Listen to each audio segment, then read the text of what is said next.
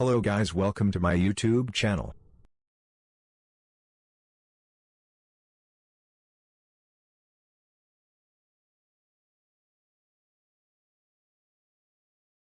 जय हिंद दोस्तों, मैं स्वागत करता हूं अपने YouTube चैनल एसएससी क्लासेस में। मैं शिव सर।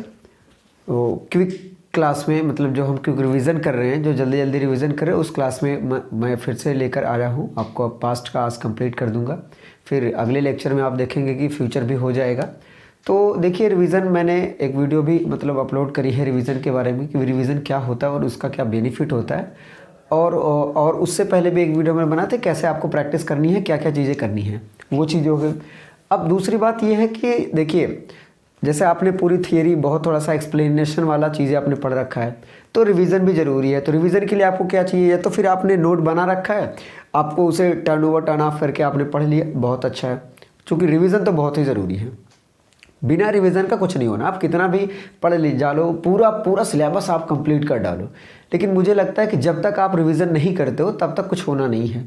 इस वजह से मैं आपको बता दूं, रिवीजन बहुत ही इंपॉर्टेंट है। तो ये जो मैं क्विक रिवीजन कराता हूं, जैसे आप में है 10-15 मिनट, 20-25 मिनट, कहीं जा रहे हैं, कुछ भी हैं, कहीं भी टाइम आपको मिला, यूट्यूब है, ऑनलाइन है, आप ऑनलाइन हैं, आप ईयरफोन लगाए हैं, हेडफोन लगाए, जो भी आप एयरपोर्ट्स वगैरह लगाएं, तो अपना चालू करके देख लीजिए, रिवाइज कर लीजिए। रिवीजन बहुत ही ज़रूरी होता है। ऐसे मतलब कई तरीके हैं। एक तो मीडिया का ज़माना आ गया, डिजिटल, तो मुझे लगता है कि बहुत आसान है चीज़ें। आप जिस तरीके से चाहें उस तरीके से आप चीज़ों को रिवाइज कर सकते हैं। मतलब ऑनलाइन हमेशा हर जगह अवेलेबल है।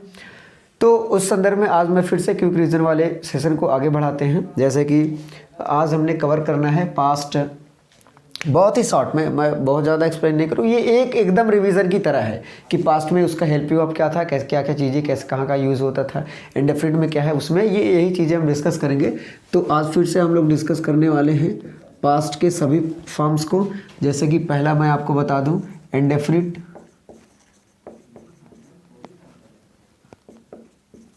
इंडेफिनिट, और दूसरा आपका कंटिन्यूअस टेंस, ठीक है, और तीसरा आपका perfect and perfect continuous tense.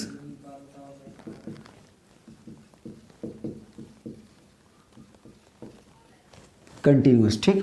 तो ये चीज़ें आप देखें, पास्ट है, पास्ट का indefinite, continuous, perfect and perfect continuous. तो अभी मतलब सीधा सी बात है कि पास्ट में, और आप ये देखेंगे कि पास्ट की जितनी भी चीज़ें हैं वो पास्ट में ही हुई रहती हैं। जैसे प्रेजेंट में आपने देखा कि परफेक्ट में देखा कि पास्ट की चीज़ें जो अभी रिसेंटली में हैपेंड हुआ हो और अब तक वो उसे हम किस में यूज़ करते हैं, प्रेजेंट में यूज़ कर लेते हैं। प्रेजेंट परफेक्ट में जो अभी तुरंत हैपेंड हुआ, इमीडिएट एक्शन जो हुआ करता था, जो कंप्लीट एक्शन हुआ करता था इमीडिएट, वो प्रेजेंट परफेक्ट के लिए यूज़ करते थे। लेकिन पास्ट का आप देखेंगे हर जगह मतलब पास्ट होना चाहिए। तो इंडेफिनिट का बेसिकली इसमें जो हेल्पिंग वर्ब होता है, मैं आपको बता दूंगी, एचवी से ही मैं डिनोट करूंगा, ये आप हमेशा याद रखें। तो इसमें होता है डिड, और वो जो सभी सब्जेक्ट के साथ यूज़ करता है। अब सभी सब्जेक्ट का मतलब ये है कि अब वो सब्जेक्ट आपका चाहे फर्स्ट पर्सन हो, सेकंड पर्सन हो, थर्ड पर्सन हो, या नाम हो, कोई नाउन हो, जो भी हो, सभी के साथ लगेगा। और इसमें एक बात और होता है, वर्ब का सेकेंड फॉर्म भी हम यूज़ करते हैं। सेकेंड फॉर्म जो है वर्ब का, हम कौन सा फॉर्म यूज़ करते हैं, सेकेंड फॉर्म यूज़ करते हैं। अब ये होता है मतलब सिंपल सेंटेंस में,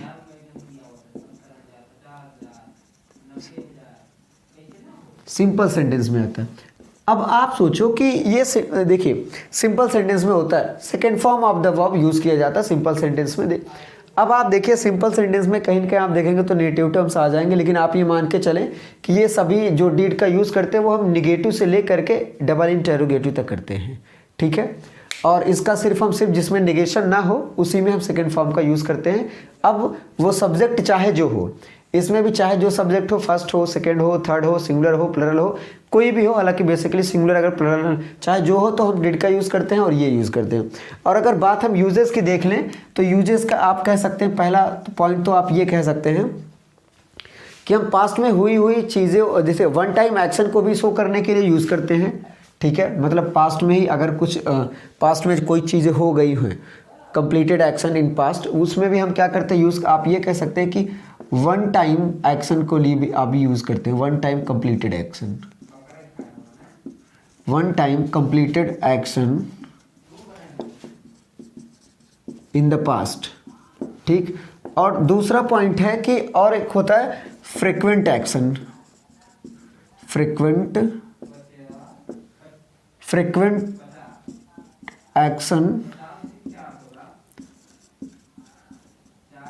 इन पास्ट।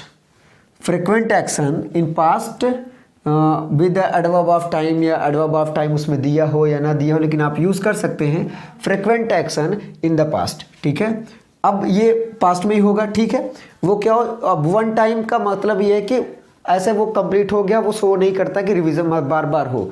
और ये क्या होता है, फ्रीक्वेंट एक्शन इन पास्ट का मतलब कि वो लंबे समय तक वो उसकी आदत रही है। या फ्रीक्वेंट एक्शन को आप ऐसे लिख सकते हैं कि हैबिट को, चीज़ों को, हैबिट्स।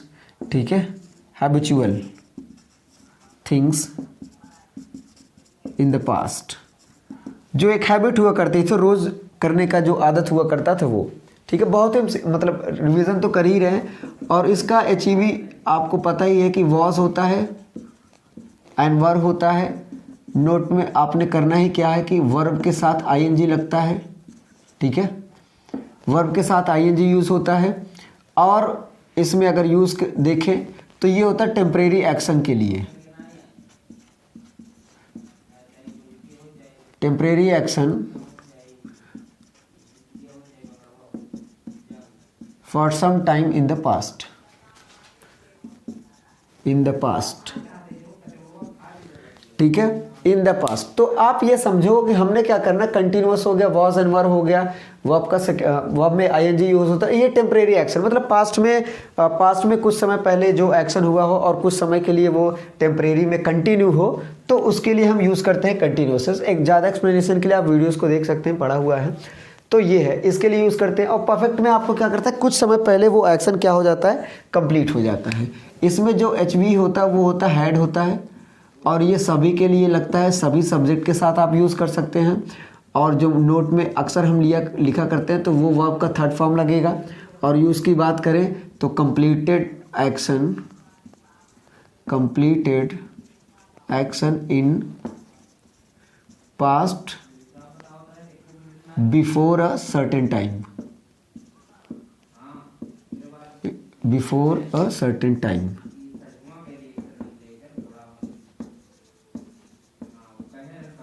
In the past. ठीक, HV हो गया, हैड हो गया, इसके साथ सभी सब्जेक्ट के साथ यूज़ कर सकते हैं आप। अब वो चाहे इंटेरोगेटिव हो, नेगेटिव हो, मतलब इसका कोई वो नहीं है। जैसे इसमें क्या है कि भाई नेगेटिव इंटेरोगेटिव हम डिड का यूज़ करते हैं, बाकी सिंपल में अगर यूज़ करना तो हम वर्ब का सेकंड फॉर्म यूज़ कर लेते हैं। वैसे परफेक्ट में आप समझे कि हैड का हम सभी के साथ यूज़ करेंगे, चाहे वो नेगेटिव हो, इंटेरोगेटिव हो, कोई भी हो, और सभी सब्जेक्ट के साथ, सिंगुलर हो प्लुरल हो। Completed action in the past before a certain time in the past, या मतलब पास्ट हमने 2 टाइम लिख दिया तो उसे कोई इशू नहीं है। इसका मतलब ये है कि वो एक्शन जो पास्ट में यूज़ कर दिया गया है, मतलब कुछ समय पहले वो हो गया हो, तो उसे हम यूज़ करते हैं पास्ट परफेक्ट में। और इसमें एक चीज़ और हम लोग यूज़ करते हैं कि अगर 2 action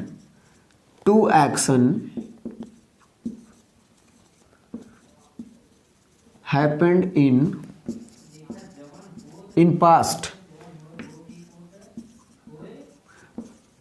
earlier one is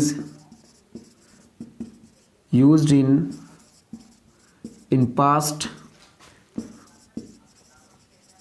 perfect, and second one या फिर later and later action in past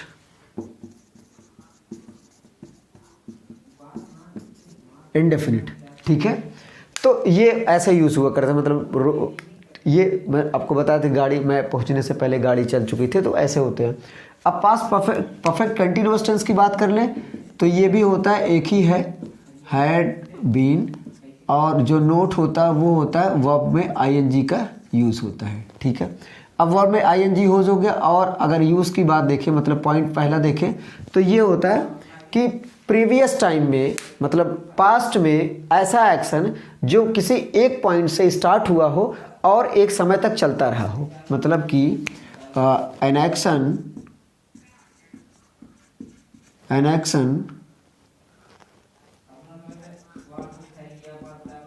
started in a point in the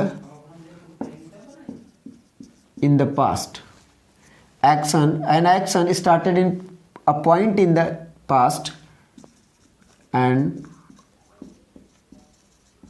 continue up to that time. ठीक, perfect continuous tense helping verb had और been, ये verb का ING लगता है ये action. और इसमें आपको पता ही है कि हम अक्सर सिंस और फॉर का यूज़ करते हैं, और मैं कई दिन से मैं कह रहा हूँ लेकिन अभी ला नहीं पा रहा हूँ। सिंस और फॉर का पर्टिकुलर यूज़ हमें मतलब हम क्या इसमें भी यूज़ कर सकते हैं, क्या इसमें भी यूज़ कर सकते हैं, क्या इसमें भी यूज़ करते हैं, तो उसके लिए थोड़ा सा जिस दिन देखते हैं मतलब जो जिस दिन भी बनेगा प्लान हो जाएगा। हालांकि ये है आपका पूरा का पूरा एक क्विक रिवीजन की तरह की, जल्दी से हम क्या समझ पाए। जैसे अब आप कहेंगे सर इसकी क्या ज़रूरत है, मैं आपको बता दूं रिवीजन का बहुत ही ज़्यादा इंपॉर्टेंट रोल होता है। आप ईयरफोन लगाए हैं, एयरपोर्ट्स यूज लगाए हैं, कुछ भी करते हैं, ऑनलाइन आइए, वीडियोस को थोड़ा सा स्पीड अप करके देख लीजिए, स्लो अप कर देख लीजिए, रिवाइज कर लीजिए, चीज़ों को आ जाती हैं। मतलब एक बार अगर आपने एक्सप्लेनेशन के तरीके से पूरा थियरी अच्छे से पढ़ा है तो रिवीजन करने के लिए बहुत ही आसान तरीका है। तो मैं फिर से आपको बता दूं कि इंडेफिनिट या डिड ये होता है और इसमें वॉज एंड वर, लेकिन इसमें आपको देखेंगे कि जो वॉज होता है ये आई और सिंगुलर वर्ब के साथ यूज़ हो, सिंगुलर सब्जेक्ट के साथ यूज़ होता है, और वर प्लूरल सब्जेक्ट के साथ यूज़ होता है। ठीक, और इसमें क्या होता है सिंपल सेंटेंस में जिसमें नेगेटिव नहीं होता है उसमें हम सेकंड फॉर्म का यूज़ करते हैं, बाकी में इंटेरोगेटिव नेगेटिव से लेकर हम डिड का यूज़ करते हैं। For all subject we can use did. And second है past continuous tense, was and work का यूज़ होता है। वॉज आपको पता ही है कि आई एंड सिंगुलर सब्जेक्ट के साथ यूज़ किया जाता है और वर्क प्लूरल सब्जेक्ट के साथ यूज़ किया जाता है। परफेक्ट भी हैड सभी के for all subject we can use with, and verb form is used, third form of the verb is very compulsory। इसमें और देखिए अब जो अगर लास्ट वाला आपने देखा होगा कि प्रेजेंट का रिवीजन अगर आपने देखा होगा क्विक रिवीजन, तो उसमें भी आपने देखा था कि कंटिन्यूअस टेंस में वर्ब में आईएनजी लगा था, परफेक्ट में भी वर्ब में थर्ड फॉर्म लगा था, और उसमें भी वर्ब में थर्ड आईएनजी लगा है, और उसके बाद ये सिंस और फॉर का यूज़ हुआ है। तो आप ऐसे समझिए कि फिर से मैं बता दूं कि वही चीज़ें कंडीशन है कि कोई भी कंटिन्यूअस टेंस हो उसमें आईएनजी श्योर लगेगा, कोई भी परफेक्ट टेंस हो वो आपका थर्ड फॉर्म जरूर लगेगा। इवन जब हम मॉडल ऑक्सिलरीज को भी परफेक्शन को दिखाने की कोशिश करते हैं, जब उसे लिखते हैं तो उसमें भी हम क्या यूज़ करते हैं, वो आपका थर्ड फॉर्म यूज़ करते हैं। ठीक, आई होप दोस्तों आपको ये बहुत ही मतलब आपको समझ में आया है, और अगर आपको वीडियो पसंद आते हैं तो ज़रूर लाइक किया करें और अपने दोस्तों से शेयर भी करें ताकि वो भी अच्छा सीख पाएँ। ठीक है दोस्तों, मिलते हैं नेक्स्ट वीडियो में। थैंक यू, जय हिंद।